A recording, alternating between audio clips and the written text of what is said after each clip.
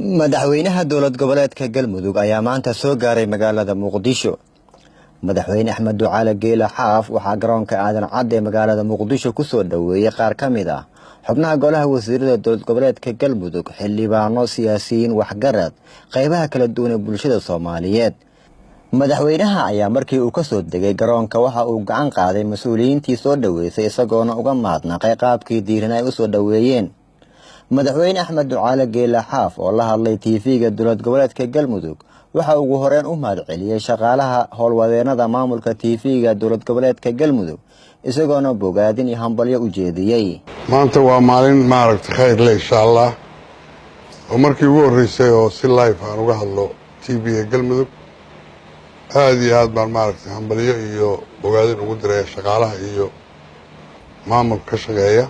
aad iyo aad baad mahadsantihiin hawsha wada barwaaqo bashar ku soo dhawaada ummaduna maaragtay waa aad baa la idinku farxay ummaduna aad bay ugu faraxsan tahay arrinta wax badan oo ka maqan ilaahay waxaan rajeynayaa inay maaragtay ka fahmaan ama ka ogaadaan. geesa kale madaxweynaha dowlad goboleedka Galmudug Axmed Ducaale Geela Xaaf ayaa waxa uu ballan qaaday in waqtiga ugu dhow la sii balaarin doono TV-ga isla markaana caasimada dowlad goboleedka Galmudug magaalada Dhuusamareeb laga furi doono xarunta TV-ga Galmudug iyo magaalooyinka kale ee dalka iyo dibadda ah.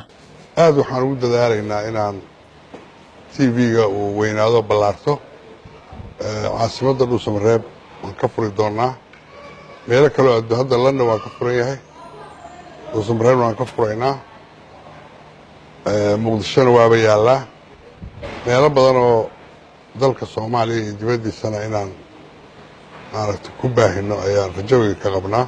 madaxweynaha ayaa dhinaca kale waxa uu tilmaamay in TV-ga Galmudug uu ka qayb qaadan doono horumarinta bulshooyinka Soomaaliyeed gaar ahaan bulshada deegaanada Galmudug.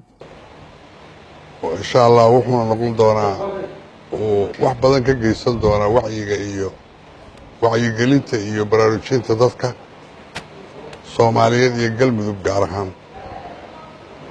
aad iyo aad baan idinku hambalyeynaya wax badan ayaa laga faa'iidi doonaa mar alaale markii oo haddana uu sii weynaan doonaa. ugu dambeyn madaxweynaha dowlad goboleedka Galmudug ayaa waxa uu ka warbixiyay booqashada gaaban oo maanta ku yimid magaalada Muqdisho.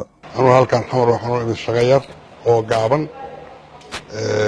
insha Allah dhaqsana waa u laabanayaa hawl badan baan noo taal xaggaasna waa idinku sugaynaa waa idinku soo dhaweynaynaa.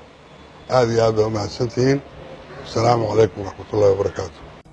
Cabdicasiis Ali Guuleed, Galmudug TV, Muqdisho.